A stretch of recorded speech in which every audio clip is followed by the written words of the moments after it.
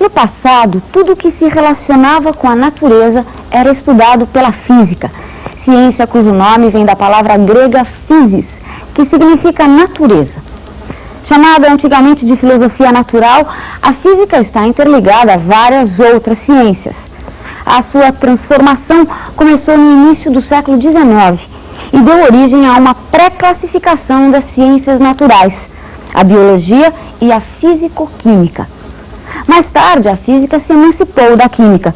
Foi quando surgiu a primeira classificação das ciências naturais, a química, a biologia e a física, que começamos a estudar agora com o Elu. Oi, olá pessoal, aqui estamos para mais um ano de Vestibulando com vocês. Um ano em que vamos apresentar mais uma vez o curso de mecânica, a parte da física que mais cai no vestibular. Aliás, você deve ter isso sempre em mente. Mecânica, a parte da física de maior incidência nos vestibulares do Brasil. A mecânica é a parte da física que trata dos movimentos. É a parte mais antiga, é o berço da física, digamos assim. Desde as mais remotas épocas, o homem se preocupa em explicar os movimentos de um modo geral. Em princípio, teorias completamente esdrúxulas rolaram, não é? Mas elas foram sendo depuradas, foram sendo lapidadas por grandes pensadores e chegamos às concepções modernas, não é? Galileu, Newton, Copérnico, recentemente Albert Einstein. Então, tudo que é referente a movimentos, desde uma simples queda de um corpo até o movimento de uma nave espacial, como aí você vê, é tratado na mecânica. Uma parte fascinante e, repito, de grande incidência em todos os vestibulares do Brasil. A mecânica se compõe de 3 partes, basicamente: a cinemática, a dinâmica e a estática. Na cinemática, nós estudamos os movimentos de uma forma descritiva, não é? De uma forma geométrica. Por exemplo, eu solto um objeto, solto uma bolinha. Do ponto de vista da cinemática, vai me interessar saber o tempo de queda, a distância percorrida, a velocidade em alguns pontos, a aceleração, a trajetória. Portanto, eu vou descrever o movimento.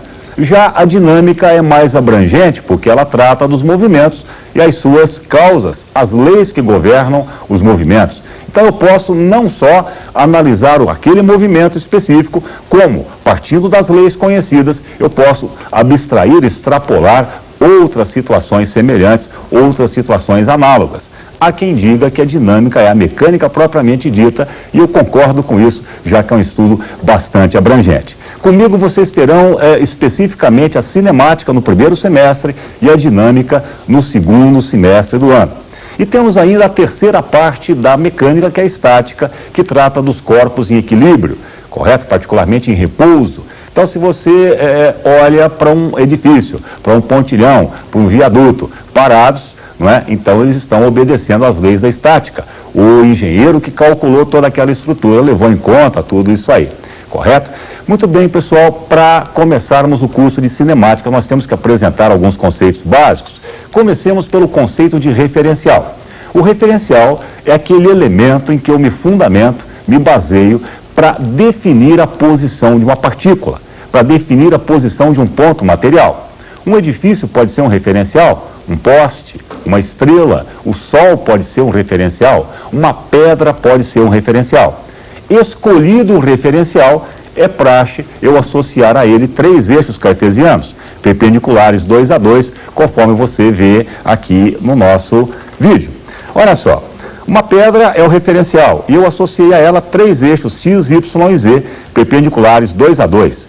Dessa maneira, a posição dessa partícula P, a posição do ponto P, fica caracterizada pelo trio de coordenadas x, abscissa, y, ordenada e z, cota. Dessa maneira, a coisa assume caráter inequívoco. Realmente não há qualquer rolo, não há qualquer complicação. A coisa tem caráter matemático. Então veja, eu só posso definir a posição de uma partícula em relação a um referencial, correto?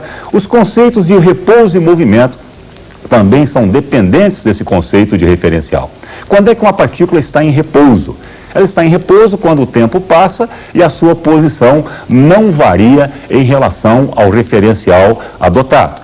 Olha aí na tela uma situação de repouso, uma bolinha parada em relação ao referencial XYZ, fixado lá no fundo da sala. Aliás, eu aproveito a oportunidade para apresentá-los o nosso herói, o Micrinho. Esse bonequinho aí, pessoal, tão simpático, é aquele bonequinho que vai estar conosco durante todo o ano para tornar a física mais amena, para fazer você, estudante, você vestibulando, adentrar o problema, penetrar nas situações, viver em loco os problemas, as situações da mecânica. Então a gente criou o micrinho exatamente para ser assim o seu interlocutor junto da matéria. Então o repouso, se o tempo passa, X, Y e Z permanecem constantes, não se alteram, correto? E movimento quando? Movimento quando o tempo passa e pelo menos uma das 3 coordenadas se altera com o passar do tempo. Então veja aí uma situação de movimento.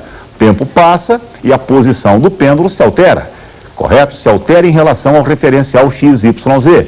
Então, é uma situação de movimento, uma situação de movimento. Veja que para haver movimento, não há necessidade de as 3 coordenadas variarem ao mesmo tempo. Basta que uma delas esteja variando para eu definir a situação de movimento. Lá no Rio de Janeiro, um belo referencial é o Cristo Redentor, não é? Cristo Redentor, que fica sobre o Morro do Corcovado. Aí você tem uma situação de movimento, um movimento de um avião, não é? Em relação a esse referencial, o Cristo Redentor. Então, um avião sobrevoando o Morro do Corcovado está em movimento em relação ao Cristo. Veja que a posição do avião, ela se altera, ela varia com o passar do tempo. Consequentemente, né, nós temos aí a situação de movimento. Agora, veja bem, conceito de repouso e movimento, os 2 conceitos são relativos.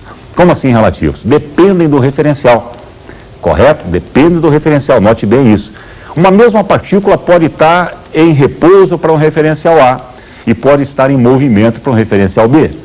Tomemos o exemplo de um elevador, o caso de um elevador, a pessoa adentra o elevador, aperta lá 10º andar, a máquina se põe em funcionamento. Em relação ao elevador, a pessoa está em repouso, mas em relação ao solo, lá embaixo, a mesma pessoa está em movimento. Então, daí você vê a relatividade do conceito, né? Os conceitos dependem do referencial, correto? Não se esqueça desse detalhe. Aliás, vamos colocar para você, isso é bastante importante, vamos passar para o vídeo. Repouso e movimento são conceitos relativos, pois dependem do referencial. Não é? Dependem do referencial. Note bem, referencial, palavra-chave aí nesta frase. Muito bem, uma outra coisa que vale a pena nós observarmos é a propriedade simétrica. Imagine a seguinte situação, você de carro por aí e um poste, correto? Então você dirá, o carro está em movimento em relação ao poste, mas o poste também está em movimento em relação ao carro. É perfeitamente correto você falar para o seu amigo, escuta, você viu aquele poste que passou? Correto? O poste passou, está certo. Em relação ao carro, o poste está em movimento. Então grave bem isso. Se A está em movimento em relação a B, então B está em movimento em relação a A. Se o carro está em movimento em relação ao poste, o poste está em movimento em relação ao carro, por mais estranho que isso aí possa parecer. É a chamada propriedade simétrica que aí está no vídeo para você. Se A está em repouso ou movimento em relação a B, então B está em repouso ou movimento em relação a A. Um outro conceito muito importante é o conceito de trajetória. A trajetória é o caminho descrito pelo móvel em relação a um certo referencial durante um determinado intervalo de tempo. Esta é a noção de trajetória, correto? O caminho descrito pelo móvel durante um certo tempo em relação a um determinado referencial. Veja a seguinte definição que aí está. A trajetória depende do referencial. É um conceito, portanto, relativo. Um mesmo objeto analisado de referenciais diferentes pode apresentar trajetórias completamente diferentes. É o caso, por exemplo, de uma bomba, a bomba que é largada de um avião. Veja, em relação ao avião, qual é a trajetória da bomba, moçadinha? A trajetória é um segmento de reta vertical, como aí você observa. A bomba vista do avião cairá em linha reta. Então, para um referencial no avião, a bomba cai descrevendo um segmento de reta vertical. Mas, será que essa é a mesma sensação do micrinho? O micrinho, nosso amiguinho, também dirá a mesma coisa? Ele que está parado em relação ao solo? Não, para o micrinho, a trajetória da bomba é um arco de parábola. porque em relação a esse observador, a bomba tem dois movimentos parciais concomitantes. O movimento descendente, de queda vertical, né, devido à ação da gravidade, e o movimento inercial para a direita, acompanhando o avião com a mesma velocidade que ele. É evidente que eu estou supondo que a resistência do ar seja desprezível. Tá? Então, esse exemplo vale com resistência do ar igual a zero. Então, em relação ao avião, trajetória um segmento de reta vertical, em relação ao solo, a trajetória da bomba é um arco de parábola. Vejamos um outro exemplo. Olha aí, o caso de uma pedrinha que se incrustou na banda de rodagem do pneu de um carro, que se translada para a esquerda. Qual a trajetória da pedrinha, pessoal, em relação ao eixo da roda? Em relação ao eixo da roda, a trajetória é circular. A pedra descreve um movimento de trajetória circular. Mas em relação ao solo, a pedra tem outra trajetória. A trajetória está no vídeo para você. É uma curva chamada cicloide. Essa curva, pessoal, é gerada por dois movimentos parciais concomitantes. O movimento de translação do carro para a esquerda e o movimento de rotação da roda. Isso origina a cicloide. E nós gostaríamos agora de fazer um exercício com vocês. Uma questão muito interessante, uma questão bastante curiosa, inclusive. É uma pergunta. Veja bem, se a distância entre duas partículas A e B for constante, eu posso afirmar que uma está parada em relação à outra? Se a distância entre duas partículas A e B for imutável, eu posso afirmar que A está em repouso em relação a B? Resposta: não posso afirmar isso, hein? Não posso afirmar isso.